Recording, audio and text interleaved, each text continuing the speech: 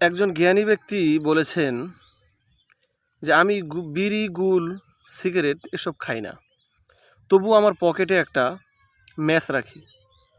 কারণ যখন আমার মনে হয় যে একটু বিড়ি খাই, একটু গাঁজা খাই বা কাউকে খেতে দেখে যদি মনটা চায়, তখন আমি ম্যাচটা বের করে হাতের একটা আঙুলে একটু তাপ দিই ম্যাচটা জ্বালিয়ে।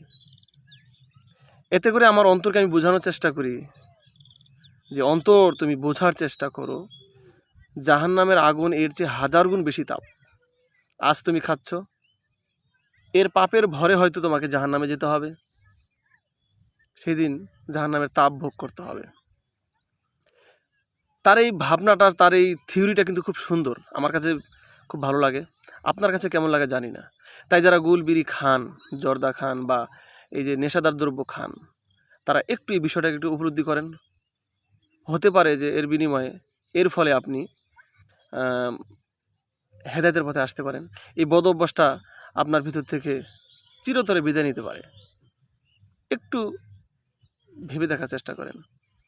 আশা করা যায় আপনি ফিরে আসতে পারবেন ইনশাআল্লাহ।